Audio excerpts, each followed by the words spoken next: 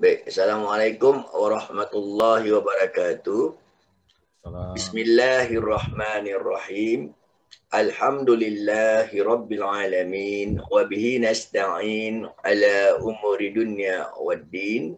Wassalatu wassalamu ala asyrafil anbiya'i mursalin sayyidina wa maulana Muhammadin wa ala alihi wa sahbihi ajma'in. Baik, Alhamdulillah malam ini kita akan dapat bersama-sama walaupun hanya sekadar di Zoom untuk sama-sama kita menghadiri satu lagi majlis ilmu dalam pengajian bab ulumul Quran. Dan seperti biasa, sebelum kita mulakan pengajian bab ulumul Quran ini, mari kita sama-sama memulakan dengan membaca suratul Fatihah. Yang mana kita akan sama-sama khususkan pembacaan suratul Fatihah ini buat Nabi besar kita Rasulullah SAW. Begitu juga dikhususkan buat kedua orang tua kita. Sama ada mereka masih hidup maupun yang telah meninggal dunia. Mudah-mudahan dengan keberkahan suratul Fatihah yang kita baca, kedua orang tua kita juga akan sentiasa dirahmati Allah Subhanahu Wa Taala.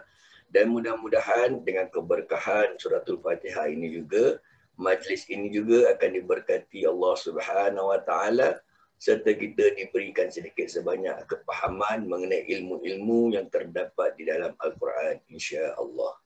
Al-hazinnya wa kulli niyatin salihah bi barakatil Fatihah. A'udzu billahi minasy syaithanir rajim. Bismillahirrahmanirrahim.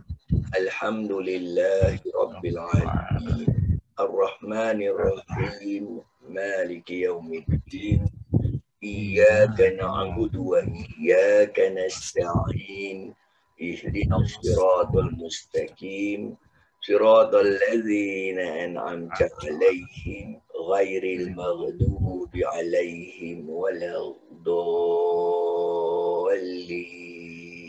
آمين اللهم افتح علينا فتوح العارفين وفقنا في الدين وعلمنا التأويل واهدنا إلى سواء السبيل. Baik, seperti biasa untuk mendapatkan keberkahan di dalam majlis secara online ini, saya mohon kerjasama kalau boleh semua dapat onkan video dan matikan audio. Kecuali bila ada pertanyaan yang nak ditanya, nanti boleh kita on kita punya audio sekali insya-Allah. Okay? Baik, pengajian ini merupakan pengajian ulum Quran kepada mereka yang baru masuk dalam kelas online ini. Sebenarnya kelas pengajian ulum Quran ini hanya sekadar dasarnya je. Saya cuma berkongsi tentang basic-basic pengajian ilmu-ilmu yang terdapat di dalam Al-Quran. Saya dah terangkan pun beberapa minggu yang lalu, dah berbulan lah dah beberapa bulan yang lalu, terdapat beberapa ilmu dalam Al-Quran. Yang kita perlu tahulah. Kalau kita tak tahu secara spesifik pun, sekurang-kurangnya secara amnya kita kena faham lah. Sebab Al-Quran ini bukan hanya sekadar untuk dibaca, tetapi ini juga untuk kita memahami isi kandungannya. Agar kita dapat mengamalkan segala apa yang Allah perintah dan meninggalkan segala apa yang Allah larang di dalam Al-Quran. Ini penting. Sebagai umat Islam, kita beriman kepada Al-Quran. Jadi sekurang-kurangnya kita ada asas tentang ilmu-ilmu yang terdapat di dalam Al-Quran. Baik, sejak beberapa bulan yang lalu, sebelum Ramadan pun kita dah mulakan kelas pengajian ini. Saya dah terangkan antara ilmu-ilmu yang saya akan kongsikan adalah 18 ilmu yang terdapat di dalam Al-Quran. Dan oleh kerana ilmu ni adalah banyak, maknanya 18 ilmu ni banyak ilmu yang ada dalam Al-Quran. Jadi ianya merupakan kata jamak daripada ilmu menjadi ulum. Itu asal perkataan ulum. Kalau satu ilmu kita panggil ilmu, itu dia panggil singular. Kalau plural, dia punya plural dia is kata jamak, kita panggil ulum. Jadi kalau ulumul Quran ini malah ilmu-ilmu yang ada dalam Al-Quran, insya-Allah. Baik, sejak beberapa bulan yang lepas, kita dah pun go through beberapa ilmu yang ada. Antaranya saya dah sentuh tentang yang pertama, ilmu sejarah Al-Quran. Kedua, ilmu ayat-ayat Maki dan Madani ataupun Makiyah dengan ayat-ayat Madaniyah. Dan daripada sudut tilawah, Tilawah ni makna pembacaan, ada juga ilmu yang dikenali sebagai ilmu tajwid dan taranum. Kita dah lalui ilmu tersebut. Dan ilmu yang keempat adalah ilmu terjemahan. Ilmu yang kelima ini adalah ilmu mukhamat dan mutasyabihat. Ayat-ayat yang jelas, nyata dan juga yang samar-samar. Dan yang keenam kita ada ilmu tafsir dan ta'wil. Ilmu yang ketujuh ini dikenali sebagai ilmu asbabun nuzul. Ke-8 ilmu nahu dan saraf. Nahu dan saraf ini lebih kurang macam kita belajar dalam bahasa Inggeris. Dia ada ilmu grammar dia. Kosakata dalam bahasa Arab ni. Kan? Dia ada kaedah-kaedah untuk kita kenal. Huruf-huruf ni macam mana cara nak mengi'rabkan ayat tersebut. Sebab tu dia saya masukkan juga ilmu i'rab.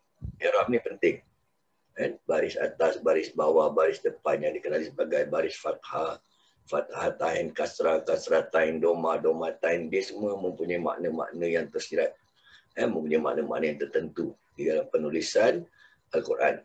Sebab melalui ilmu sejarah Al-Quran kita dah belajar asal penulisan Al-Quran ni mula-mula dibukukan, dia tak ada tanda-tanda titik dan juga baris dalam Al-Quran. Jadi ulama-ulama ni dari masa ke semasa mempermudahkan untuk kita sebagai orang-orang ajam. Orang ajam ni orang yang bukan Arab. Untuk mengenal baca Quran, dia letakkanlah tanda-tanda nukat. Nukat i'rab dan juga nukat i'jam. Nukat i'jam ni yang tanda titik.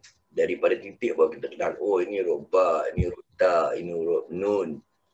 Dan bentuk sama, tapi disebabkan adanya titik itu kita kenal huruf. Nukat i'rab ni pula, dia melibatkan tentang baris. Fathah, fathatain, kasrah, kasratain, doma, domatain ni semua. Baik, minggu lepas kita dah masuk ilmu balaghah. Balaghah ni maknanya ilmu bahasa. Ilmu nombor 10 ni ilmu bahasa. Dalam bahasa Arab, sama ada ayat Quran ataupun hadis. Sebab hadis pun bahasa Arab.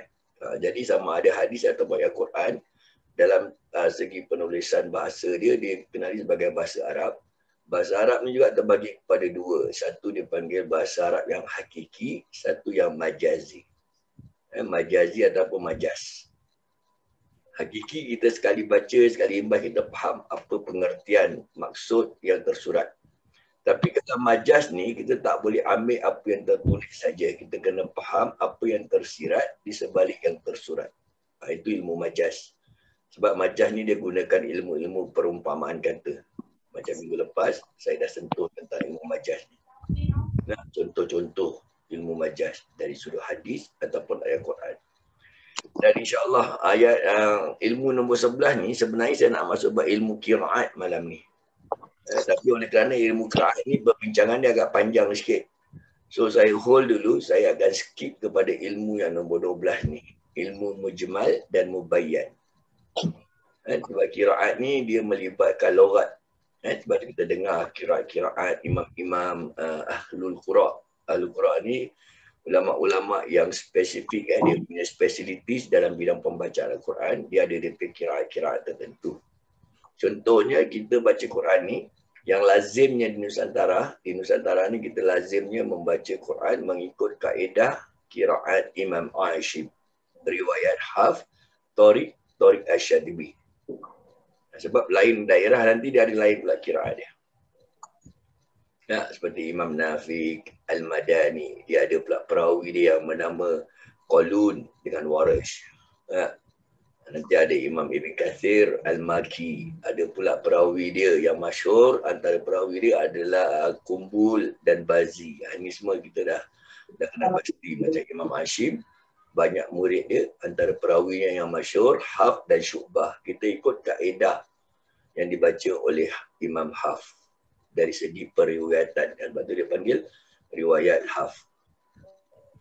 Baik, hari ini mungkin saya akan sambung tentang bab ilmu mujmal dan mubayyan dulu. InsyaAllah akan saya patah balik nanti bab qiraat. Sebab qiraat ni dia melibatkan segi pembacaan. Nanti kita akan dapat lihat dari sudut pembacaan, dia agak berbeza sikit bunyi dia daripada apa yang kita lazim yang kita baca. Sebab lazimnya kita baca qiraat yang dibaca oleh kaedah qiraat Imam Hashim, dan mereka baca kaedah qiraat imam yang berlainan. Dia more on loghat lah. Tapi makna sama. Jangan risau, makna sama. Kalau orang Melayu Singapura cakap makan, orang Melayu Kelantan cakap maki. Ya, maki pun makna dia makan juga. Sama. Itu dari sudut bahasa dia. Okey, yang seterusnya nanti kita selepas ilmu mujmal mubayyan, saya rasa tak sempatlah kalau saya nak masuk malam ni, tapi insya-Allah pada minggu akan datang saya akan mula cover tentang ayat-ayat nasih dan mansukh. Ada ayat Quran yang nasih ini baru diturunkan kemudian, dan yang ayat yang diturunkan awalnya tu dah dimansuhkan. Maknanya dimansuhkan dah tak pakai lagi.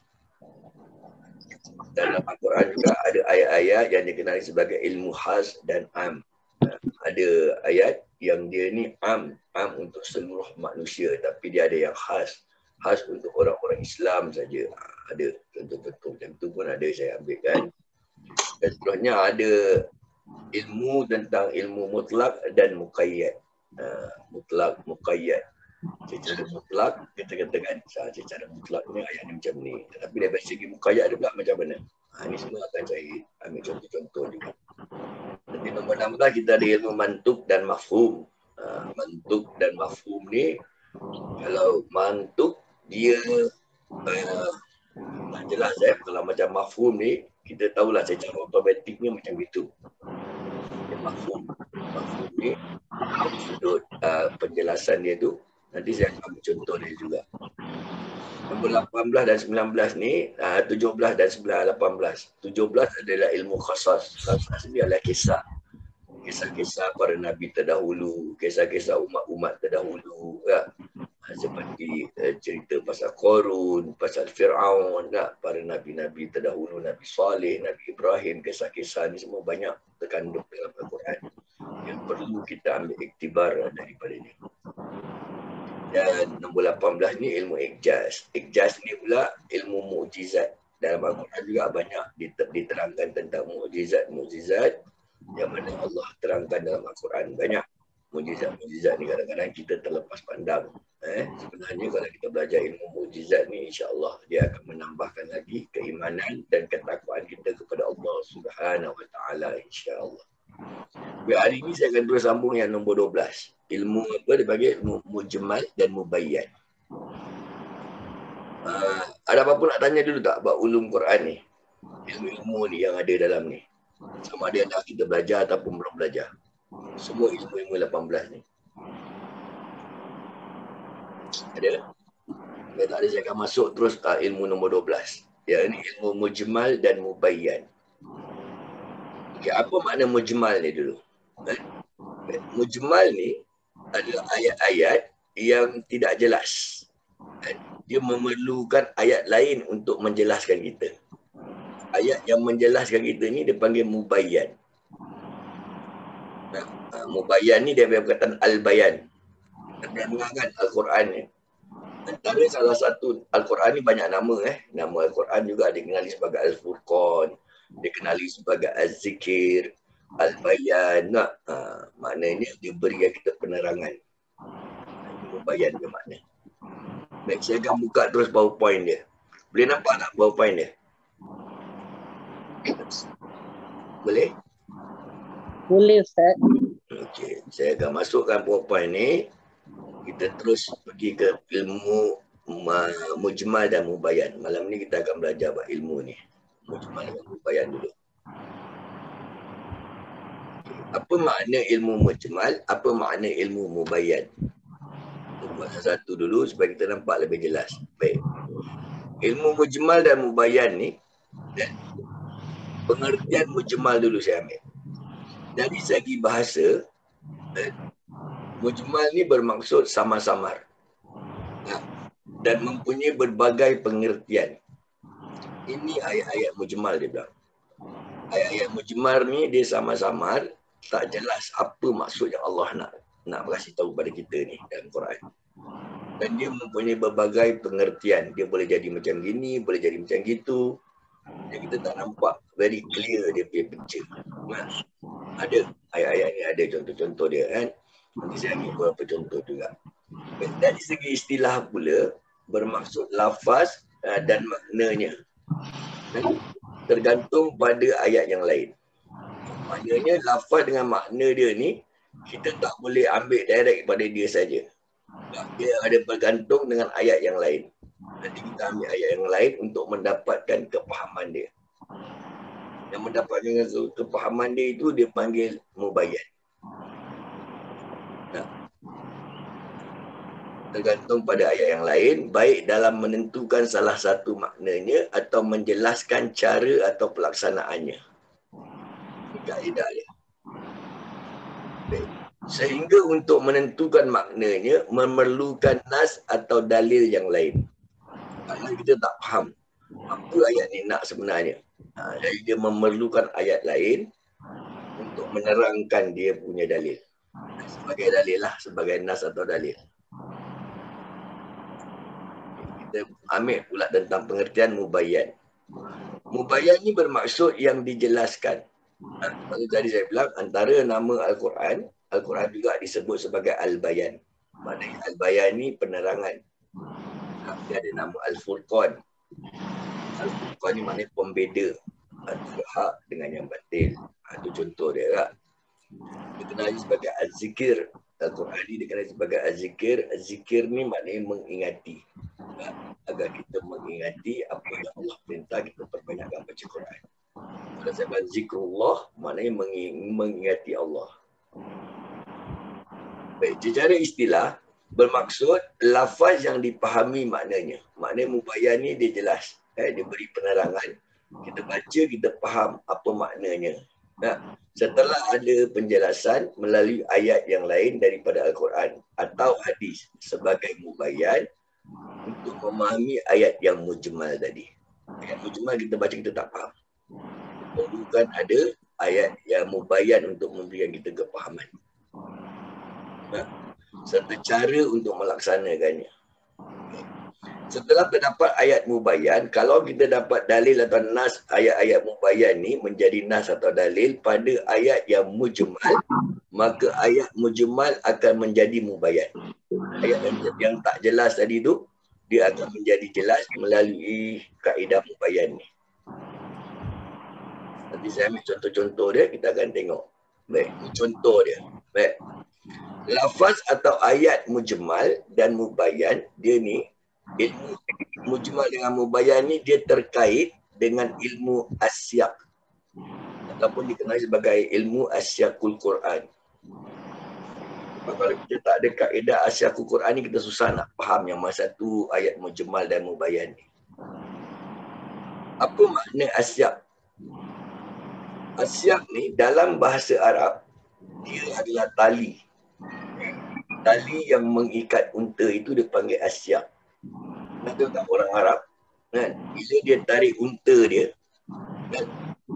Asyaqul Quran ni, bila dia tarik unta, dia tarik hanya tali saja. Satu tali dia tarik satu ekor unta, tapi belakang unta ni ada tali lain yang mengait kepada unta-unta yang lain. Jadi dalam suatu masa ni dia boleh tarik 10 ekor unta. Dia boleh tarik 10 ekor unta melalui hanya satu tali saja. So tali yang mengikat unta ini dipanggil asyaq.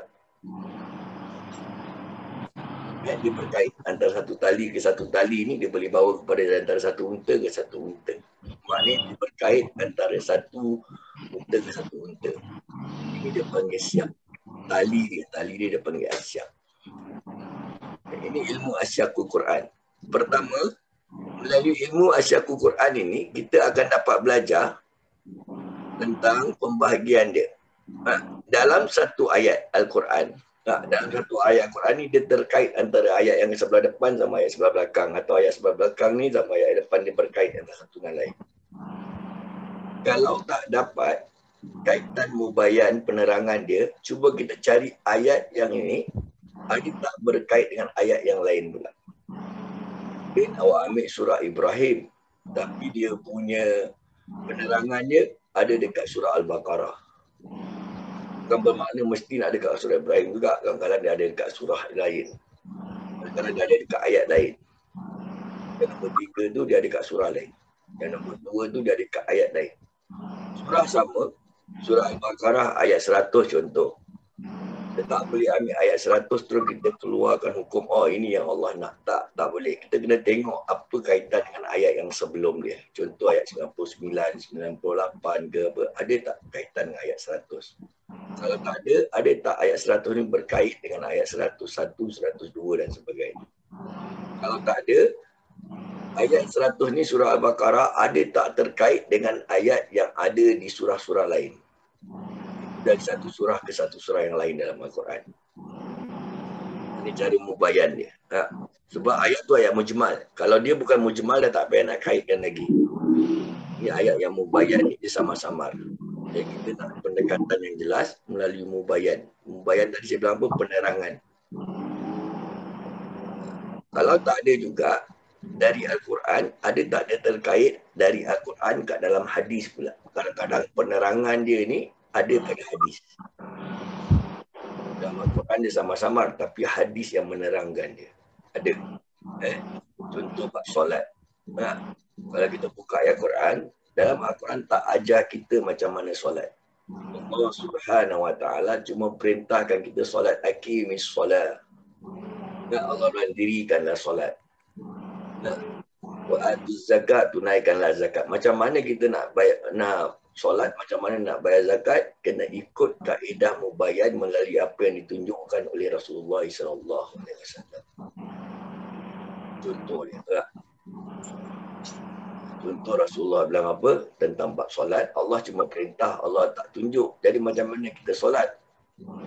Rasulullah tunjuk macam mana cara solat. Rasulullah kata dalam sepotong hadis, "Sallu kama ra'aitumuni usolli." Solatlah kamu seperti mana kamu lihat aku solat. Maknanya sahabat yang nampak macam mana Rasulullah solat. Kita pun tak nampak. Kita bukan sezaman dengan sahabat. Dan bukan sezaman dengan Rasulullah SAW. Sahabat nampak, sahabat ikut. Selepas zaman sahabat, ada lagi satu zaman dia panggil zaman tabi'in. Tabi'in ni adalah orang yang lahir setelah Rasulullah wafat. Setelah Rasulullah SAW wafat, mereka baru lahir. Mereka belajar agama dengan siapa? Dengan sahabat. Mereka ini tabi'in. Tabi'in nampak apa sahabat buat. Sahabat nampak apa Rasulullah buat. Macam mana Rasulullah takbiratul ihram, macam mana Rasulullah rukuk, sujud dan sebagainya. Selepas tabi'in, ada pula satu kategori dia panggil tabi'in. Tabi'in ni, mereka pula lahir, sahabat semua dah wafat. Jadi mereka belajar dengan siapa? Dengan tabi'in. Begitulah seterusnya kepada kita hingga hari ini. Kita selama ni solat, kita betul ikut hadis kata sallu kama ra'aitumuni usolli. Maknanya solatlah kamu seperti mana kamu lihat aku solat. Tapi kita tak pernah lihat Nabi solat. Macam mana kita solat, betul ke? Begini takbiratul ihram, begini rukuk, begini iktidal, begini sujud. Cuma betul kita buat ni? Kita pun tak tahu sebenarnya. Kalau kita tak belajar. Kita tak belajar dengan guru kita. Guru kita pun tak tahu. Dia pun tak jumpa Nabi. Dia belajar dengan guru dia. Guru dia ada guru dia. Guru dia ada guru sampailah kepada tabi'in, kepada tabi'in, kepada sahabat. Dan sahabat yang nampak. Ini kaedah. Dia bersusun galur dia. Baik, seterusnya kita akan masuk contoh. Kita ambil satu contoh dulu. Contoh yang pertama ni, contoh asyak. Dan dia berkaitan dalam satu ayat. Ini satu surah, satu ayat. Nanti saya ambil dalam satu surah. Maknanya satu ayat dengan satu surah ni lain. Ini satu ayat. Dalam Al-Quran, ada ayat yang berbunyi macam ni. Ini surah Al-Ma'idah. Sama ada ayat 17 dan 72 sama. Dua-dua surah, dua-dua ayat dalam surah Al-Ma'idah ni ada ayat ni. Ayat ni berbunyi pada a'udzubillahi minasyaitonirrajim. Innallahu wal masihu benu Maryam. Okay, apa makna ayat ni? Innallahu wal masihu benu Maryam. Ayat ini bermaksud sesungguhnya Allah ialah Al-Masih anak Maryam. Betul ke ayat ni? Kalau kita tak belajar ilmu asyakul Quran, kita boleh senang terpedaya. Sebab ini adalah doktrin ataupun ideologi orang-orang Nasrani. Dia orang boleh kod ayat ni, dia bilang ini ayat Quran. Dia bilang di ayat Quran, Innallahu al-Masih ibnu Maryam. Maksud dia sesungguhnya Allah ialah Al-Masih anak Maryam. Siapa Al-Masih? Nabi Isa. Tapi kita orang Islam yang bermanhaj ahli sunnah wal jamaah, kita tolak ayat ni sebagai Allah ini ada Al-Masih. Allah bukan Al-Masih ibnu Maryam. Sebab Allah, dia menciptakan segala sesuatu. Dia tidak ada anak dan dia tidak diberanakkan. Cuba kita baca surah Al-Ikhlas. Qul huwallahu ahad, Allahus samad, lam yalid wa lam yulad wa lam yakul lahu kufuwan ahad. Betul tak? Allah ni Maha Esa. Dia tak ada anak dan dia tidak beranakkan.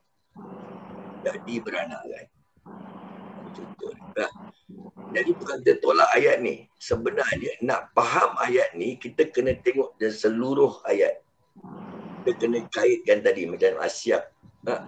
Kaitkan kepada ayat yang sebelum ataupun sesudah dia. Ini dalam satu ayat dia ni baru contoh ni.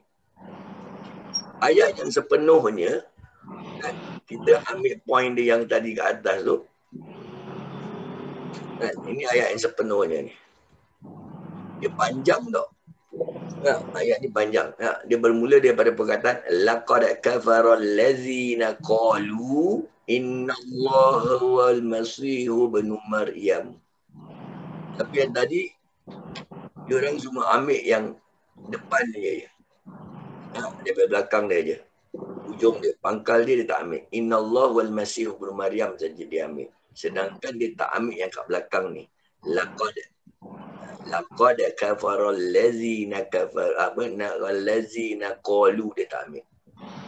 Laqad ni kalau kita belajar ilmu bahasa Arab, huruf lam tu dia panggil lam taukid. Dia lam penekanan. Dia emphasizekan lagi. Laqad, sesungguhnya. Apa maksud dia? Demi sesungguhnya. Kafirlah orang-orang yang berkata bahawasanya Allah ialah Al-Masih anak Maryam. Dan siapa yang kata Allah ini adalah Nabi Isa anak Maryam, dia kafir. Tengok ni cerita dia. Tapi jangan ambil sebagian ayat kita tinggalkan, tak boleh. Jadi pengertian dia tu tak jelas. Jadi siapa yang kata Allah masih Al-Masih ibnu Maryam ni, kita tahulah Al-Masih ni Nabi Isa lah, anak Maryam. Siapa yang kata, tapi ayat sebelum dia dah bilang dah, demi sesungguhnya kafirlah orang-orang yang berkata. Kafir, siapa kata Allah ini anak Maryam, dia kafir. Ini bukan kita punya akidah. Akidah kita, Allah tidak beranak dan tidak diperanakkan. Allah itu Esa, Allahus Samad. Ini kita kena faham. Lepas tu kadang-kadang bila orang quote ayat Quran, kita kena pastikan dia ambil keseluruhan ayat tu. Sebab ayat ni ayat mujmal ni. Jadi nak dapat dia punya mubayyan, kena tengok ayat sebelum dia. Demi sesungguhnya kafirlah orang-orang yang berkata. Itu kita kena faham. Dia siapa yang kata Allah ini Nabi Isa, dia kafir. Sama juga ayat yang tadi tu. Dia bilang innallaha, ini yang tadi samalah. Ayat dia sama, cuma dia satu surah dia berbeza. Berbeza daripada sudut makna dia. Daripada sudut ayat dia. Ini pula ayat 72 ni pula. Laqad kafara allazina qalu juga. Apa kan? Beza kan? Okey, sekarang kita tengok pula ayat seterusnya. Nampak tak dia punya PowerPoint ni? Nampak Ustaz? Boleh. Okey, ini makna dia. Surah Al-Maidah pun sama juga. Demi sesungguhnya telah kafirlah orang-orang yang berkata sesungguhnya Allah adalah Al-Masih anak Maryam. Dia siapa yang kata Allah ini adalah anak Maryam, dia kafir. Ini adalah doktrin orang-orang Nasrani sebenarnya. Orang Nasrani kan kata Trinity punya pahaman kan. Dia bilang Allah ni Tuhan dan Allah ini anak Tuhan, dia ada mak Tuhan. Ini buat contoh lagi. Surah Al-Maidah. Dia bilang apa? Innallaha salisu salasa. Bahawasanya Allah adalah salah satu dari yang tiga. Ini adalah doktrin orang-orang Nasrani. Dia boleh ambil ayat Quran, dia boleh cakap ada 3 Tuhan. Jadi Allah ni salah satu daripada 3 Tuhan. Kita tak boleh ikut doktrin ini. Sebab kita punya akidah Allahu Ahad. Allah ni cuma satu saja. Allah tak boleh ada 2, tak boleh ada 3 Tuhan, tak boleh. Kalau 2 dan 3 Tuhan itu bukan Tuhan. Tuhan hanya satu. Dia yang maha besar. Dia yang maha berkuasa ke atas segala sesuatu. Dia tak boleh ada 3 Tuhan. Tapi ayatnya ayat Quran. Sebab tu kalau kita tak belajar ilmu asyakul Quran, kita akan mudah terpedaya. Betul juga. Quran pun cakap macam ni kan. Sebab tu nak ada sedikit sebanyaklah asas ilmu-ilmu yang ada dalam Quran ni. Baik, ini surah Al-Maidah ayat ke-3. Ini dia ayat dia. Ayat ke-73, sorry. Ini makna ayat dia ni. Inna Allah salisu salasah. Okey. Tapi depan dia tak ambil. Sama juga depan dia. Laqad kafara allazina qalu inna Allah salisu salasa. Tak. Ada laqad kafara allazi ni pun tak ambil. Pun sama juga. Demi sesungguhnya telah kafirlah orang-orang yang mengatakan bahawasanya Allah salah satu dari yang 3. Siapa yang kata Allah ni Trinity, dia kafir. Ini jangan main-main sebab dia guna dalam taukid ni, laqad ini, dia juga dikenal sebagai lamul qasam. Maknanya sumpah. Allah bersumpah demi sesungguhnya.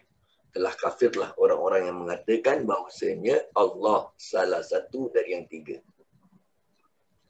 Ayat-ayat qasam ni, ayat sumpah ni, dia jangan main-main. Kalau kita bersumpah aja kita dah serius. Sumpah aku tak buat. Itu dah serius. Apalagi Allah yang gunakan sumpah ni. Sebab banyak dalam Al-Quran. Kadang-kadang dia gunakan waw sumpah. Sebab tu kita ingat waw ni selalu kita baca Quran, kita akan dan. Bukan semua waw tu dan. Dan tu waw ataf. Tapi ada juga waw yang dikenali sebagai waw qasam.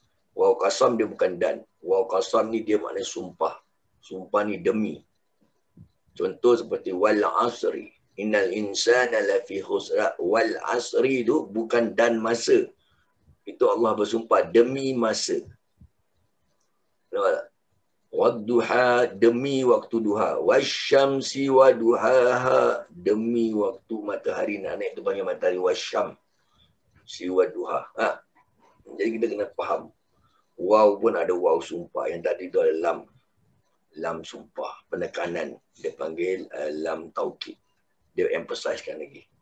Demi sesungguhnya telah kafirlah orang-orang yang mengatakan bahawasanya Allah salah satu dari yang 3. Banyak tentang waw sumpah, lam sumpah, huruf ba sumpah, ta sumpah pun ada. Ta qasam, ba qasam. Kita ingat ba ni bismillah, ba tu dengan nama Allah. Tak, ba pun ada yang berbentuk qasam. Bi ni dia ada 14 bentuk dia ada. Dia boleh jadi bah sumpah pun dia boleh jadi. Contoh, kita kalau bersumpah kita selalu cakap apa? Wallahi. Itu wadu waw sumpah. Demi Allah. Wallahi. Wabillahi. Bi dia tu pun. Kita kata bah sumpah. Wallahi wabillahi wa tallahi. Tallah tu huruf ta. Ta tu tak sumpah juga. Ini dalam sudut bahasa Arab kita dah belajar dah. Saya rasa bab ilmu nahu. Bulan lepas kita ada belajar selepas raya kemarin. Baru juga 2-3 minggu lepas kita ada belajar bab ilmu nahu tentang waw qasam ni sama ba qasam, semua ayat-ayat sumpah. Okey, seterusnya pula kita tengok kat sini pula. Contoh. Ini mana dalam satu ayat dulu.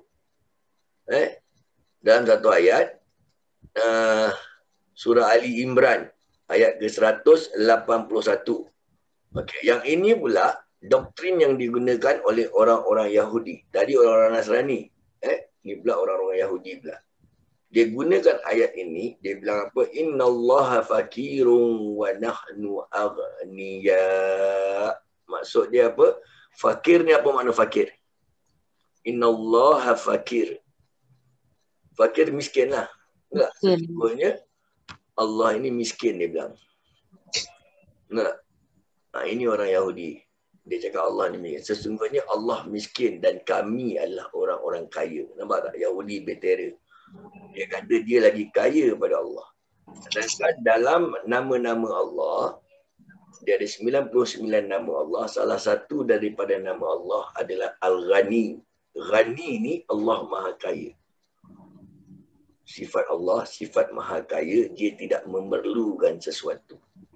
Allah ciptakan kita, Allah pun tak perlukan kita.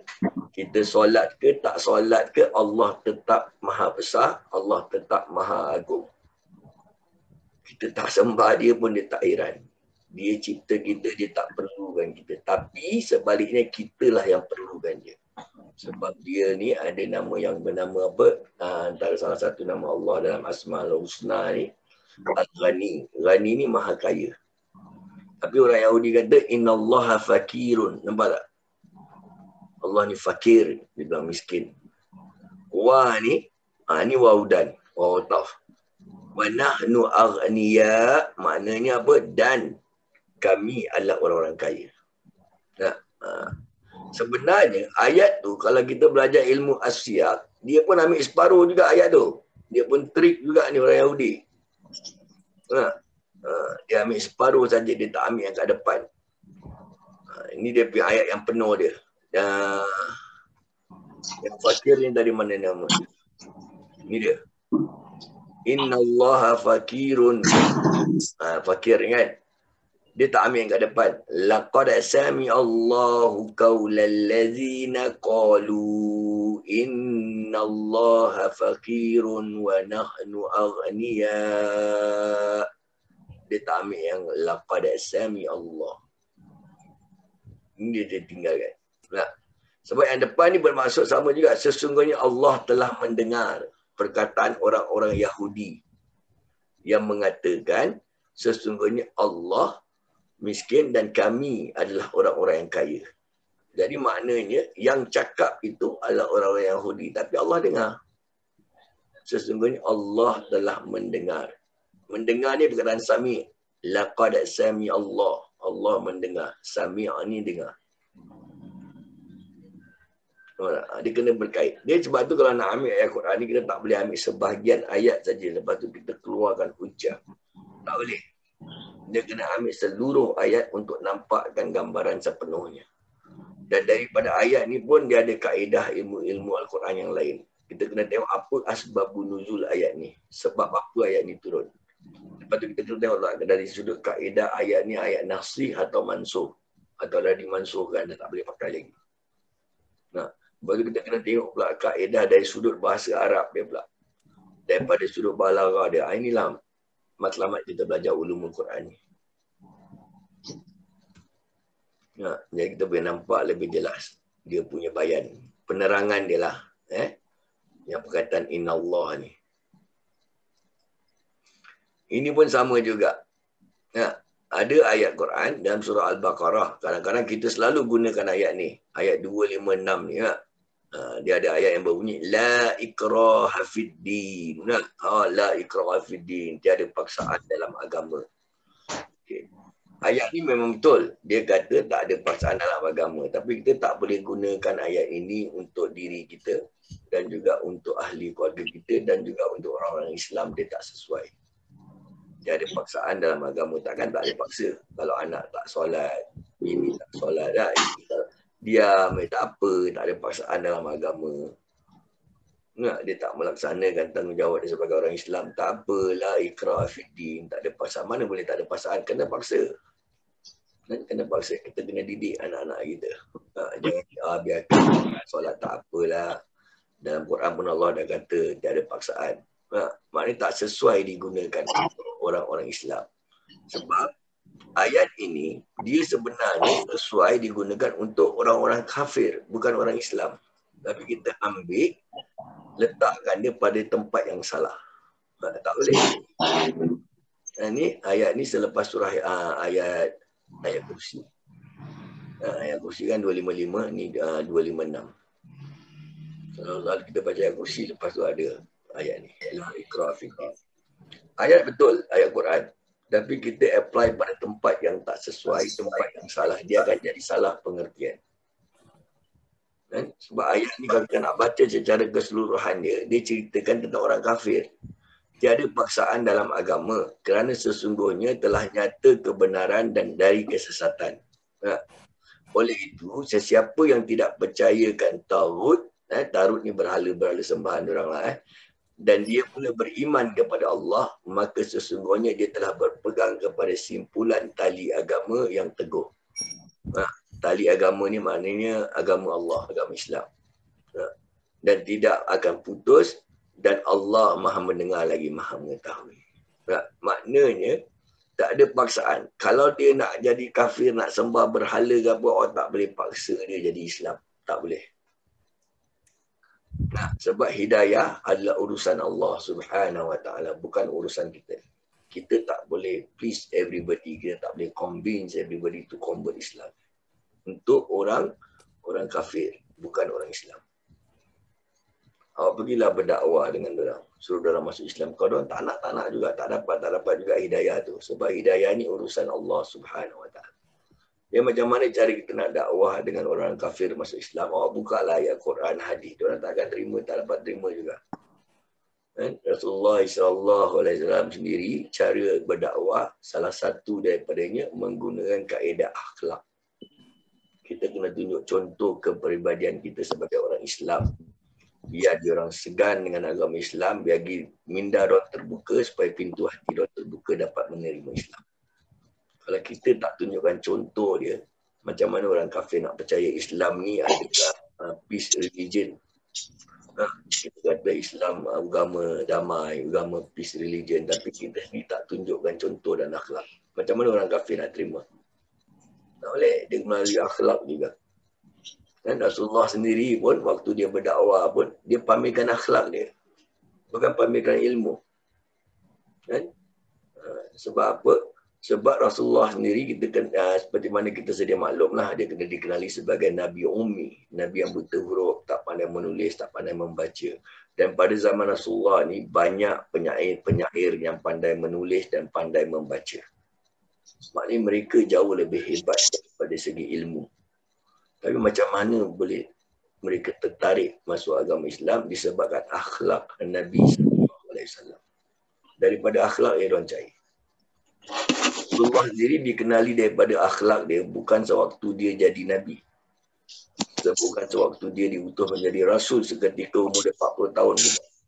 Sewaktu dia kanak-kanak lagi, di seluruh kota Mekah dah kenal dia dengan gelaran Al-Amin. Ini Al-Amin ni mana orang yang amanah. Ini akhlak Nabi SAW. Okey, seterusnya pula dalam satu ayat lagi.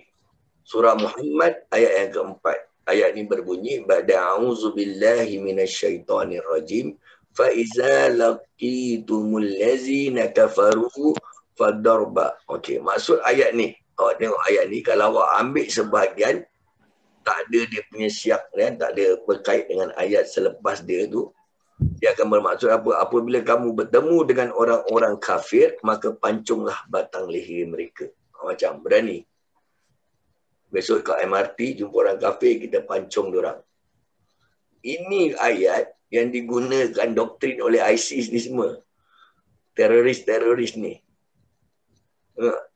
Tapi diorang tak guna kaedah Asia. Betul dia ambil ini ayat-ayat Quran. Memang saya tak nafikan ayat ni sebahagian dari ayat Quran. Tapi cara dia ambil tu sebahagian dia tinggalkan, lagi sebahagian tak boleh. Sebab ayat ni mujmal. Dia bukan mubayyan. Nanti kita tengok apa dia punya mubayyan. Kalaulah ayat ni betul-betul mubayyan, kejap lagi kita pergi MRT station, kita nampak banyak nyonya-nyonya ni semua orang kafir apa. Kita terus potong kepala dia orang. Boleh? Tak boleh. Maknanya tak bersesuaian dengan kaedah yang apa Allah hendak. Sedangkan dalam Al-Quran, ayat ni dia mempunyai pengertian yang luas. Ni yang tadi dia bilang. Fa'iza laqitumul ladzina kafaru fadarbar riqab. Maksud dia, okay, kita ambil maksud dia. Apabila kamu bertemu dengan orang-orang kafir, maka pancunglah batang leher mereka sehingga kamu telah mengalarkan mereka, maka tawanlah mereka. Jadi maknanya apa? Ayat ni cakap pasal tawanlah mereka, kalahkan mereka. ayat ini adalah diturunkan asbabun nuzul dia. Ayat ni turun ketika perang.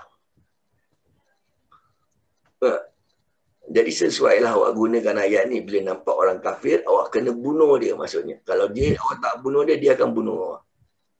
Tapi zaman sekarang ni, zaman damai, tak ada peperangan. Kita nak gunakan ayat yang berkaitan dengan perang, tak sesuai. Tak boleh gunakan ayat ni hari ini. Kecuali dalam peperangan. Baru kita boleh gunakan. Tapi dia cakap orang kafir, betul. Dia cakap orang kafir. Tapi kita tengok orang kafir pun terbagi dua. Sama ada dia kafir harbi ataupun zimmi. Harbi, yes. Kita boleh perang dengan orang. Sebab orang kafir harbi ni dia memerangi orang-orang Islam. Kita boleh perang dengan orang. Tapi kafir zimmi, walaupun dia kafir, dia tak perang orang Islam. Sebab apa kita nak perang dengan dia? Nah. Macam kita kat Singapura ni. Lee Hsien Loong tu kafir. Tapi dia ada tak perang orang Islam? Tak ada. Biarkan dia. Kalau dia perang kita, dia bunuh semua umat Islam kat Singapura contoh lah. Dia robohkan semua masjid. Dia bilang tu tak boleh. Bolehlah dia jadi musuh Islam. Ya, itu dah ada kategori kafir harbi. Tapi dia tak buat ni semua. Maknanya dia bukan kafir harbi. Hanya kita kena faham kaedah dalam menuntut ilmu ni. Okay, yang ni pula dari satu ayat ke ayat yang lain. Yang tadi dalam satu ayat. Satu ayat tu. Ini pula dalam ayat kepada ayat yang lain. Contoh pula saya ambil ayat 10. Tapi apa kaitan dengan ayat sebelum dia? Mungkin ada kaitan ayat ke-9, ke-8 atau selepas dia ayat 11, 12 dan sebagainya. Okay, yang ni kita tengok. Ayat yang lain. Dalam Al-Quran. Surah An-Naziat. Surah Naziat ni ada ayat yang berbunyi faqala ana rabbukumul a'la. Maksud dia apa? Maksud dia adalah ni dia. Akulah Tuhan kamu yang tertinggi. Betul tak? Siapa yang Tuhan kita yang tertinggi ni? Ayat ni kalau kita baca dari asbabun nuzul, yang cakap ini bukan Allah. Yang cakap ayat ini adalah Fir'aun. Sebab Fir'aun mengaku dia yang Tuhan. Dan dia mengaku dia lebih tinggi pada Allah. Nampak tak? Kalau kita belajar asbabun nuzul, kita kena belajar juga asyaful Quran. Kita kena kaitkan ayat tadi, yang faqala ana rabbukumul a'la ni pada ayat yang sebelum dan sesudah ni. Pada ayat ni panjang sebenarnya, tapi dia ambil satu ayat saja. Ayat yang nombor 24 ni dia ambil. Dia tak nak ambil daripada ayat 18, 19 dia tak ambil. Sedangkan ayat ni panjang. Dia bacaan bermula daripada ayat 18 ni. Fakul hallaka ila an tazakka wa ahdiyaka ila rabbika fatakhsha fa'arahul ayatal kubra. Ini semua dia tak ambil. Tak tahu dia ambil ayat 24 dia. Tak sesuai lah maknanya. Okey. Ayat ni sebenarnya adalah dialog Fir'aun. Fir'aun bercakap. Kita nak ikut Fir'aun buat apa? Ayat ni daripada 18 dia bilang apa? Maka katakanlah kepadanya, adakah engkau suka hendak mencucikan dirimu dari kekufuran? Ini Allah perintah Nabi Musa cakap dengan Fir'aun. Lepas tu ayat ni disambung dengan, dan maukah aku tunjuk kepadamu jalan mengenai Tuhanmu, supaya engkau merasa takut kepadanya. Takut melanggar perintah Allah maksud dia. Lalu Musa memperlihatkan mukjizat yang besar. Ini cerita pasal Nabi Musa asbabun nuzul dia. Tetapi Fir'aun mendustakan Nabi Musa. Dia tak nak dengar juga Nabi Musa. Setelah ditunjukkan mukjizat pun dia tak nak. Dan menerhaka kepada Allah. Fir'aun menderhaka, kemudian dia berpaling ingkar sambil menjalankan usahanya menentang Nabi Musa. Maka dia mengumpulkan pembesar-pembesarnya lalu berseru memanggil kaumnya dengan berkata, akulah Tuhan kamu yang tertinggi. Nampak tak? Ini Nabi Musa, bukan Allah yang kata, tapi Fir'aun yang kata.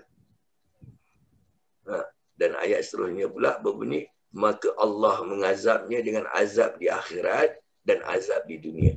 Dengan azab yang menakutkan sesiapa yang mengetahuinya. Sebab tu kita jangan ambil ayat separuh tapi tak faham isi kandungan dia. Kena kaitkan ayat 24 ni ada tak kaitan dengan ayat 25, 26 selepas dia. Kalau tak ada tak kaitan dengan ayat sebelum dia. Baru kita nampak the whole picture. Sebenarnya itu bukan kata-kata Allah, tapi adalah kata-kata Fir'aun yang Allah rakamkan dalam Al-Quran untuk kita ambil pengajaran. Ada lagi makhluk Allah yang mengaku dia Tuhan. Hingga hari ini ada orang mengaku Tuhan. Bukan zaman Fir'aun. Zaman kita dah moden, dah orang dah naik bulan ni pun ada. Tengok ayat Pin tu. Ayat Pin tu dia mengaku dia Tuhan. Dia bilang dia ada kerajaan dekat langit. Dekat Batu Pahat dia ada mengaku dia Nabi lagi. Tapi Nabi untuk orang Melayu dia cakap. Macam-macam pattern ada zaman sekarang. Indonesia ada satu perempuan. Dia claim dia pula Malaikat Jibril. Dia take over Malaikat Jibril bekerja sekarang. Macam-macam pattern ada dunia ni.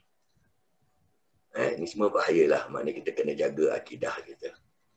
Surah Al-Ma'un ayat keempat. Fawailul lil musallin. Ini selalulah lazim kita dengar. Maka celakalah bagi orang-orang yang solat. Kita tak boleh ambil ayat ni kita cakap, kau solat kau celaka. Tak boleh. Ayat ni ayat mujmal. Dia tak jelas apa yang dimaksudkan celaka orang yang solat ni. Jadi nak tahu ayat mubayyan dia, penjelasan dia, kena ada ilmu asyab. Kena kaitkan dengan ayat sebelum atau selepas dia. Fawailul lil musallin ni, yang Allah maksudkan celakalah orang yang takkan kita solat celaka pula kan? Yang Allah maksudkan yang celaka ni ada allazina hum an salatihim sahun. Dia yang celaka.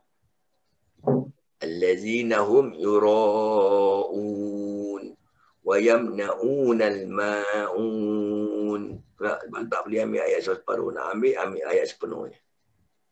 Yang dimasukkan tadi, celakalah orang yang solat adalah orang-orang yang lalai dari solatnya. Kalau kita tak lalai, taklah celaka.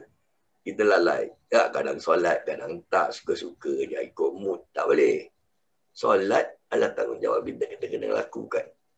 Satu hari 5 kali di fardu yang bagi tak muat. Penat dari ambil 2 kali. 2 waktu tak boleh. Kena ambil 5. No matter how, by hook or by crook. Tak boleh diri duduk. Tak boleh duduk baring. Tak boleh baring dengan isyarat mata dan sebagainya. Macam-macam dia ajarkan kita. Kaedah-kaedah keringanan. Ada rusyah dia. Kalau semua pun tak boleh pun tak apa. Awak baring kat depan. Saya kapankan saya solatkan awak. Habis cerita. Itu paling simple. Habis dah tak boleh solat. Macam mana? Baring kat depan. Kita pula kasih korang pula solatkan. Panggil orang lain pula solatkan kita. Itulah orang yang celaka. Itulah orang yang lalai dalam solatnya. Dan juga bagi siapa? Bagi orang-orang yang riak. Ada tak orang solat riak? Ada. Banyak hari ni. Solat tapi bermegah-megah. Tunjuk orang dan sebagainya. Dia antara orang yang celaka. Dan orang-orang yang tidak memberikan pertolongan kepada yang berhak mendapatkannya. Pun dia antara orang. Dia solat, tapi tak membantu orang lain. Tak ada membuat kebajikan, amal soleh tak ada. Tak pun tak guna juga. Sebab itu dalam Al-Quran kan ada surah yang kita selalu baca tutup majlis kan. Wal asri innal insana lafi khusr. Apa maksud ayat itu? Demi masa sesungguhnya manusia dalam kerugian.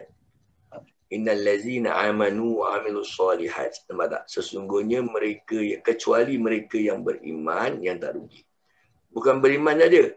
Dan, ada dan lagi, yang melaksanakan amal-amal soleh. Beriman tapi tak beramal soleh pun tak cukup. Dia nak beriman dan beramal soleh. Kalau tidak, kita jadi antara orang-orang yang celaka. Wal asri innal insana lafi khusr. Demi masa sesungguhnya manusia itu dalam kerugian. Kecuali mereka yang beriman dan beramal soleh lagi dia taruh ayat itu. Baru dia masuk wattawassaw bil haqqi wattawassaw bis sabr. Ini kaedah nak kenal ayat lagi. Okay, ayat 191 surah Al-Baqarah. Ini daripada satu ayat ke ayat yang lain saya ambil. Ada ayat yang berbunyi waqtuluhum haitsu sakif-tumuhum. Okey, apa maksud dia? Maksud ayat ni, dan bunuhlah mereka di mana saja kamu bertemu mereka. Bunuh siapa ni? Ayat ni samar-samar. dia tak jelas. Dia tak ada dia mubayan. Penerangan dia tak ada. Mubayan ni penerangan. Mujmal sama-sama. Tak ada penerangan. Dia suruh bunuh. Bunuhlah mereka di mana saja kamu bertemu mereka. Siapa yang dia suruh bunuh ni? Siapa-siapa saja ke? Tak? Sebab tu kalau kita belajar buat ilmu asyaqul Quran ni, kita akan kaitkan ayat tadi, ayat 190 kepada ayat 191. Baru kita nampak jawapannya. Sebab tu tak boleh ambil satu ayat dia dalam menafsirkan ayat. Dia ada berkaitan. Ayat 190 ni, dia dah ceritakan benda tu sebenarnya. وَقَاتِلُوا فِي سَبِيلِ اللَّهِ الَّذِينَ يُقَاتِلُونَكُمْ وَلَا تَعْتَدُوا إِنَّ اللَّهَ لَا يُحِبُّ الْمُعْتَدِينَ. Ayat ni bermaksud, dan perangilah kerana agama Allah akan orang-orang yang memerangi kamu, dan janganlah kamu melampaui batas. Dengan memulakan peperangan. Kita tak boleh mulakan peperangan. Kerana sesungguhnya Allah tidak suka kepada orang-orang yang melampaui batas. Kita jangan mencetuskan peperangan. Tapi kalau kita diperangi, kita wajib bertahan. To defend ourselves. Buka sejarah baginda Nabi SAW. Daripada perang yang pertama dikenali sebagai perang Badar sehingga akhir ayat Rasulullah SAW.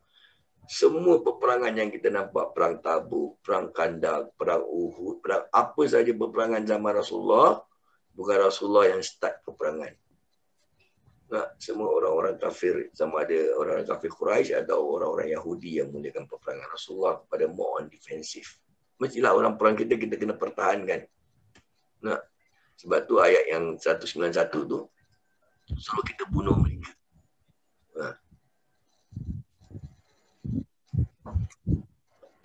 Ini ayat 91. Maksudnya kita kena lihat the whole concept of the ayat. Cuba baca. Apa maksud dia?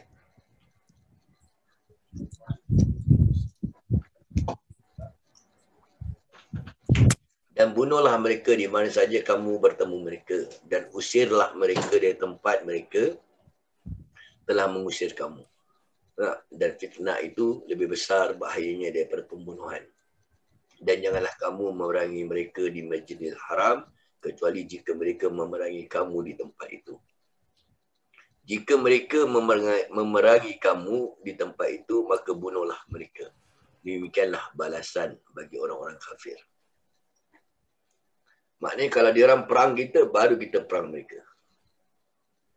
Dia orang usir kita, baru kita usir mereka. Tapi kalau dia orang baik dengan kita, kita tak payah mulakan peperangan. Islam tak pernah mencetuskan peperangan. Seperti mana saya kata tadi, daripada sudut sejarah, peperangan awal zaman Islam ni, daripada zaman Perang Badar, sampailah ke akhir hayat Rasulullah SAW, semua peperangan bukan dimulakan oleh Rasulullah. Rasulullah hanya more on defensif. Bila peperangan telah berlaku, Rasulullah hanya mempertahankan agama Islam. Itu kaedah dia. Ini pun bab akidah juga. Ada ayat yang berbunyi Ar-Rahmanu 'alal 'arsy istawa.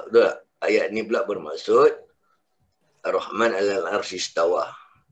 Okey, ayat ni pun sama-sama Ar-Rahman, yakni Allah, kan? Antara nama-nama Allah ni, sifat Allah ni adalah sifat Ar-Rahman, kan? Yang bersemayam di atas arash. Bersemayam ni pun jadi satu kontroversi juga. Ini dalam akidah. Ada yang menterjemahkannya sebagai duduk di atas arash. Kalau Allah duduk di atas arash, maknanya Allah memerlukan arash untuk duduk. Jadi akidah kita daripada akidah ahli sunnah wal jamaah, kita bilang bukan Allah berada di atas arash. Ayat ini hendaklah ditakwilkan sebab dia melibatkan sifat Allah. Ditakwilkan kepada Allah menguasai arash. Bersemayam ni alal arsy istawa, kita panggil istawa ni ditakwilkan kepada menguasai. Kita dah belajar ilmu balaghah tu. Bila Allah kata tangan Allah di atas tangan mereka, yadullahu fawqa aydihim, Bukan bermakna tangan Allah di atas tangan para sahabat ketika berbai'ah tu, bukan. Sebab Allah, kita tak boleh sifatkan dia seperti sifat makhluk. Dia cipta makhluk ada tangan, bukan bermakna dia pun ada tangan macam kita, bukan. Itu ayat-ayat majaz. Jadi kena takwilkan kepada tangan itu kepada kuasa. Sebab kita berkuasa gunakan tangan. Kekuasaan Allah di atas kekuasaan mereka. Itu maksud ayat. Yadullahu fawqa aydihim. Saya dah bilang beberapa minggu lepas. Kalau saya bilang hari ini, Patipas, negeri Kelantan di bawah tangan Patipas. PAS ada tangan ke? PAS tak ada tangan. Yang ada tangan di Aziz ada tangan lah. Tapi bukan PAS. PAS tak ada tangan. Maksud Kelantan ni di bawah tangan PAS bermaksud Kelantan ni di bawah kekuasaan PAS. PAS yang jaga negeri tu. Singapura di bawah tangan PAP. PAP pun tak ada tangan. Kalau orang cakap Lee Kuan Yew ada tangan, saya bilang betul Lee Kuan Yew ada tangan. Tapi PAP ada tangan tak? PAP tak ada tangan. Maknanya Singapura di bawah tangan PAP, PAP yang berkuasa memerintah, menguasai negeri Singapura ni. Sama juga takwil ayat Allah bersemayam di atas arash, bukan bermakna Allah duduk atas arash. Maknanya Allah menguasai arash. Kalau Allah duduk, dia akan bertentangan dengan akidah. Sebab Allah tadi saya dah bilang, dia maha kaya, dia tak memerlukan sesuatu. Dia cipta arash, dia tak perlukan arash. Bukan dia cipta pasal dia nak duduk. Tak. Tak ada arash pun dia boleh berdiri dengan sendiri. Dia tak perlukan tempat, tak perlukan sesuatu. Jadi ayat ni macam mana nak faham, kita kena ambil seluruh ayat juga. Okay. Ini ayat nombor 5. Kita kena ambil daripada ayat nombor 1 baru kita tahu jalan cerita dia. Tak boleh ambil satu ayat, kita jadikan dalil, oh Allah berada di atas arash. Allah duduk atas arash.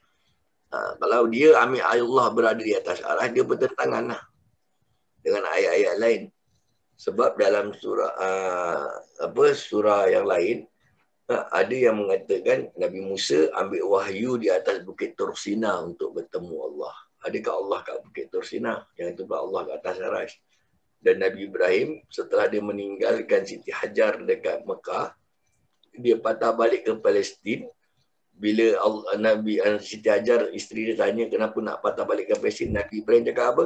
Aku nak bertemu dengan Robku, maknanya Tuhanku di Palestin. Takkan Allah ada kat Palestin pula, sekejap kat Palestin, sekejap kat langit. Tak? Jadi akan nampak bercanggah dari sudut akidah. Jadi kita nak faham ayat ni, kena tengok dia punya mubayyan, penerangan dia melalui asyakul Quran ni tadi. Ayat ni bermula pada ayat yang pertama yang bermaksud kami tidak menurunkan Al-Quran ini kepadamu agar kamu menjadi susah. Nah, supaya tak susah lah Allah turunkan. Tetapi sebagai peringatan, peringatan bagi orang yang takut kepada Allah. Iaitu diturunkan dari Allah yang menciptakan bumi dan langit yang tinggi. Tuhan yang pemurah yang bersemayam di atas arash.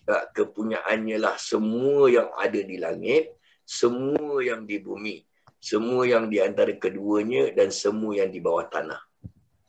Sebab saya bilang tadi, kena ditakwilkan kepada menguasai arash. Arash ni apa benda? Arash ni satu benda yang saya nak kata apa universal. Dia cover the whole universe. Nah, kita tahu bumi je yang kita duduk. Selain daripada bumi ni, dia ada langit pertama, langit kedua, langit sampai ke 7. Ada pula cakrawala lain, planet-planet Jupiter, Mars, Mercury, dia banyak ada. Dan semua ini diselaputi oleh satu benda yang dikenali sebagai arash. Arash ni adalah makhluk yang Allah cipta paling besar sekali. Jadi Allah nak menunjukkan apa? Benda yang paling besar pun Allah boleh menguasainya. Ya, dan apa sahaja yang ada dalam arash ni, termasuk juga bumi, langit, cakrawala, planet-planet ada ni semua, lautan ni semua, pun Allah yang menguasai. Allah boleh handle. Tak ada masalah pada Allah. Apalagi kita yang kecil anak ni. Yang tak tahu macam mana letak titik dalam map pun tak tahu. Negeri kita sendiri dah satu titik. Kita tak tahu macam mana titik lagi nak taruh dah. lagi mudah Allah nak atur urusan kita. Tak ada masalah pun pada Allah. Ini nak menggambarkan kebesaran Allah Subhanahu Wa Taala. Ayat ni melibatkan bab akidah. Sebab tu kita kena faham kalau kita belajar bab ilmu akidah, kita ada kaedah-kaedah yang tertentu. Daripada sudut akidah ahli sunnah wal jamaah ni, kita ikutlah ulama-ulama yang spesifik bidang akidah. Sebab dalam ilmu Islam ni, semua ilmu yang kita pelajari ni dia ada di spesialis. Macam doktor. Kita pergi hospital, semua doktor tu doktor, tapi bukan semua doktor sama kepakaran. Ada doktor pakar jantung, ada doktor pakar mata, ada pakar bedah kulit dan sebagainya. Dia ada kepakaran masing-masing. Jadi kalau kita nak tanya sesuatu benda ni, kena tengok rujuk kepada pakar dia. Kita sakit jantung, kita lari kat bawah blok kita ada dental clinic, kita jumpa doktor gigi. Kita suruh dia ubat jantung kita, operate bypass. Agak-agak awak dia boleh tak ubat kan? Tak boleh. Sebab dia bukan ahli bidang itu. Dia bahagian gigi sakit, nak cabut gigi bolehlah jumpa dental lah. Cakap nak bypass mana dental pandai. Tapi dia tak tahu operate jantung, bukan bermakna dia bodoh. Tidak. Dia dentist ni pun, dia pergi universiti juga. Maknanya dia pun orang pandai juga. Cuma bidang pengurusan dia berbeza. Begitu juga kita dalam agama Islam. Kalau nak belajar baca Quran, cari ulama-ulama qura'. Ulama yang khusus bagian Quran. Nak faham hadis, kena cari para muhadisin. Nak faham hukum fiqah, cari ulama-ulama fuqaha bahagian fiqh. Nak faham tasawuf, ilmu tasawuf, cari ulama-ulama ahli sufi yang mengamalkan ilmu tasawuf tu. Nak faham ilmu akidah, kita pun ada ulama yang spesifik bahagian akidah. Contohnya kalau bahagian akidah, kita ada imam-imam yang spesifik seperti Abu Hasan al-Asy'ari ataupun Abu Mansur al-Maturidi. Dia orang memang spesialis bahagian akidah. Dan dia mudahkan kita nak faham akidah melalui sifat 20. Selalu saya kecil-kecil dah belajar dah sifat 20. Allah wujud, baka, qidam ni semua asas foundation kita. Bukan bermakna Allah ni sifat dia 20 aja, tidak. Sekurang-kurangnya 20 sifat ni kita faham, insya-Allah akidah kita akan mantap. Itu dia punya asas dia. Basic principle dia. Macam hadis kan. Imam Nawawi rahimahullah, dia kumpulkan 40 hadis, dikenali sebagai hadis 40, kita selalu belajar. Bukan hadis ada 40, hadis ada banyak, berjuta hadis ada. Berapa ratusan ribu, berjuta. Imam Ahmad bin Hanbal sendiri hafal 100 juta hadis. Tapi sekurang-kurangnya 40 hadis kita boleh faham agama kita. Itu dia punya asas dulu kita ambil. Jadi begitu juga kalau nak faham ilmu tasawuf, kita ada ulama seperti Al-Junaid Al-Baghdadi dan juga Imam Al-Ghazali. Kalau buat fiqah yang lazim, yang masyhurnya, kita ikutlah para fuqaha daripada 4 mazhab tu, imam 4 mazhab. Cuma kita kat Singapura dan Nusantara ni lazimnya bermazhabkan Imam Asy-Syafi'i, kita ikut mazhab Imam Asy-Syafi'i berkaedah. Supaya kita tak bercelaru, supaya mudah kita faham sesuatu amalan dalam bab fiqh ni. Semua ada. Kalau bab ilmu pembacaan Quran, ilmu kita rujuk kepada ahlul qura'. Ahli qura' yang spesifik bahagian pembacaan Quran, kita ada pula imam-imam yang besar-besar seperti kiraat-kiraat, ada kiraat sab'ah, ada kiraat asyarah, kiraat 10 dan sebagainya. Ada orang spesialis. Kalau bidang hadis, baru kita rujuk pula para muhadisin. Awak tengoklah imam-imam fiqah yang 4 ni. Tak ada pun nama Imam Bukhari yang kita kenal. Imam Hanafi, Imam Malik, Imam Syafi'i, Imam Ahmad bin Hanbal. Imam Bukhari tak ada. Bukan tak ada. Dia bidang hadis. Nanti buka hadis baru ada nama Imam Bukhari, Imam Muslim, Ibnu Majah, Abu Dawud, At-Tirmizi, An-Nasa'i. Ini semua bagian hadis. Dalam ilmu kira malam nanti tak ada nama Imam Bukhari. Sebab Imam Bukhari bukan bagian kiraat. Dalam kaedah pembacaan Quran, baru kita dengar pula nama-nama seperti Imam Nafi' Al-Madani, Ibn Katsir Al-Makki. Baru kita ada Imam Amru, Abu Amr, Imam Hashim, Imam Hamzah. Ini semua bagian pembacaan Quran. Maknanya diorang ada spesialitis masing-masing. Okey. Masa pun agak tak mengizinkan. Siapa nak tanya apa-apa soalan, insyaAllah minggu depan baru saya akan sambung balik bab Asyiakul Quran ni. Saya akan batal balik bab ni. Bab akidah ni. Yang melibatkan ayat surah Toha ayat 5 ni. Untuk hari ni nak tanya apa-apa soalan dulu. Sebelum kita tinggal beberapa minit lagi kalau nak tanya apa-apa soalan. Sebab dia agak panjang dia punya perbahasan tentang ilmu Asyiakul Quran ni. Jadi sebelum kita akhiri majlis ni, biasanya majlis ni dia habis pukul 10.30. Saya habis pukul 10 suku, saya buka lah open to the floor. Kalau ada apa-apa soalan nak tanya, kita buka dalam sekitar 10-15 minit. Sampai pukul 10.30 baru kita habiskan majlis ni insyaAllah. Ada siapa-siapa nak tanya keperluan-keperluan dia, kenapa pentingnya kita belajar ilmu ni. Ini nak tahu ilmu dalam Quran je ni. Dia ada ulumul Quran, ilmu-ilmu. Nanti kita belum masuk lagi buat ulumul hadis, ilmu-ilmu yang ada dalam hadis. Kan? Kita dapat hadis, kita nak kena kenal pula apa dia punya asbabul wurud. Asbabul wurud ni macam asbabun nuzul lah. Sebab apa ayat ni turun kan. Sebab apa Nabi ucapkan macam ni.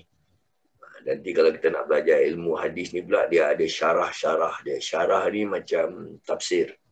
Kalau Quran kita ada tafsir. Tafsir Ibn Katsir, Imam Al-Qutubi.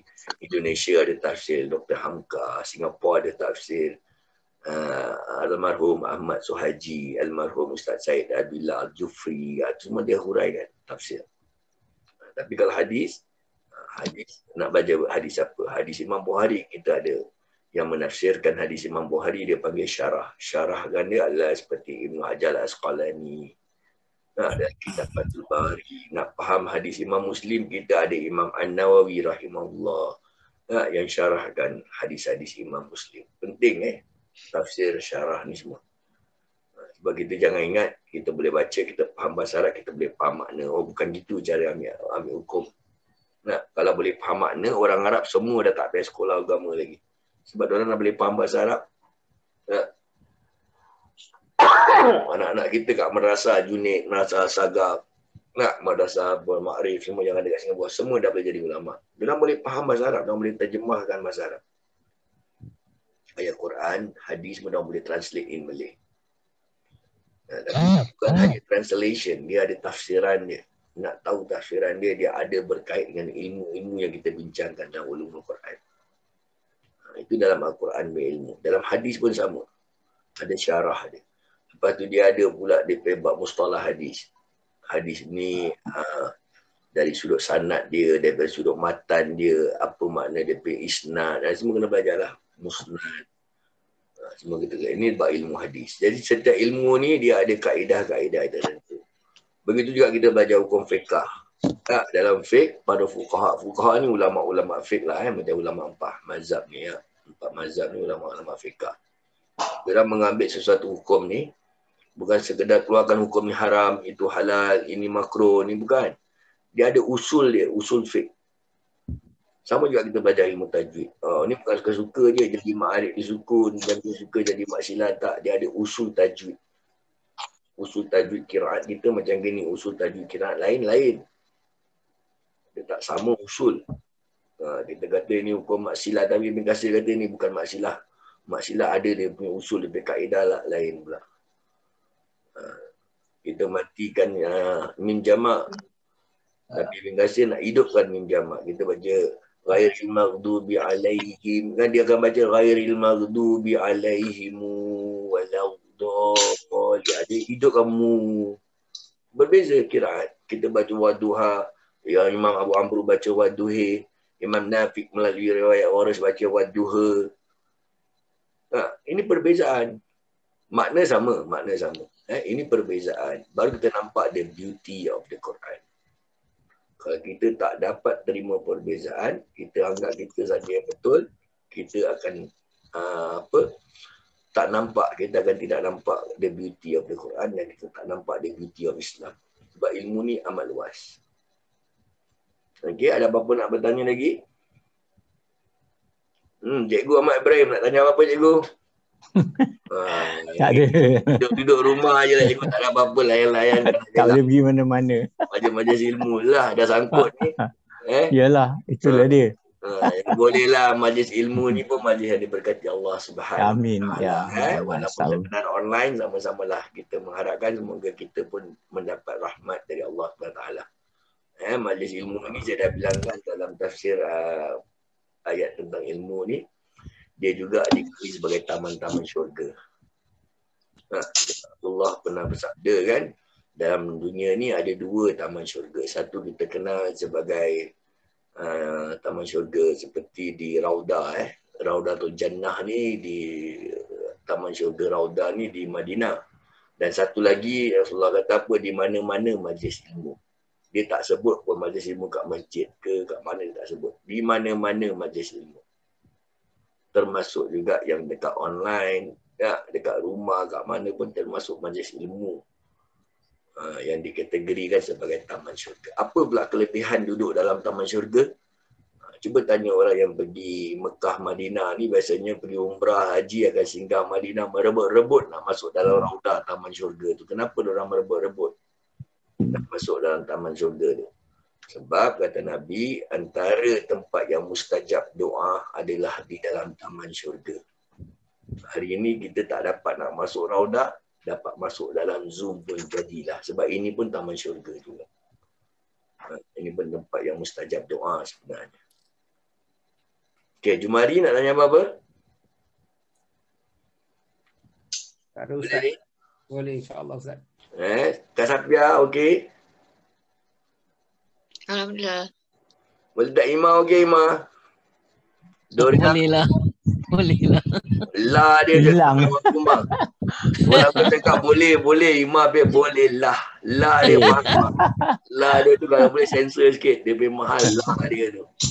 Is, okey Is. Boleh Is? Iskandar okey? Hajar Majmin pun ada. Boleh? Cikgu Mani. Abang Masturi okey abang? Okey Ustaz. Boleh lah. Ini pun kena basic-basic bang. Setakat nak kenalkan. Perangai yang baik Ustaz. Perangai yang baik. Ini cuma nak kenalkan yang mana satu port, mana satu starboard. Dia orang ni port starboard pun tak kenal. Jadi kenal starboard je dulu. Ringan-ringan dulu. Nanti kalau terus masuk propeller, masuk bawah thruster, orang pening. Kita kasih dia basic lah. Kenal port starboard dulu. Nanti pelan-pelan kita selam masuk kat propeller, bawah thruster semua keluar. Betul Ustaz. InsyaAllah. Okey, kalau tak ada apa-apa lagi pertanyaan, kita tutup dengan baca tasbih kafarah sama-sama dan membaca doa khatamul Quran insya-Allah. Subhanakallahumma wa bihamdika asyhadu an la ilaha illa anta astaghfiruka wa atubu ilaik. Bismillahirrahmanirrahim. Amin. Allahumma arhamna bil Quran waj'alna imaman wa nuran wa hudan wa rahmah. Allahumma zakkirna minhu ma nasina wa 'allimna minhu ma jahilna warzuqna tilawatahu anna al-laili wa atrafan nahar waj'alna ya rabbal alamin. Aqulu qawli hadza wa astaghfirullahal azim li wa lakum. Wassalamualaikum warahmatullahi wabarakatuh. Waalaikumsalam warahmatullahi wabarakatuh. Terima kasih Abang Masturi. Terima kasih Ustaz. Terima kasih Ustaz. Terima kasih dulu. Terima kasih Ustaz. Terima kasih sudi sama-sama dengan kita ramai-ramai kat sini. InsyaAllah jumpa lagi nanti hari depan. Hari Selasa depan ya. Selasa malam saya buat ni. Allah insya-Allah. Lepas isyak. Mula saya buat pukul 8 daripada kalau bawa balik kerja kalau kabut kan. Dia nak solat maghrib. Okeylah lepaskan isyak lah, senang saya bilang. Macam inilah 9 sampai 10 suku tak ada soal jawab ke apa. Paling tidak pun 10.30 habis lah. Okey, terima kasih semua. Terima kasih Ustaz. Assalamualaikum. Okey, waalaikumsalam. Sama-sama.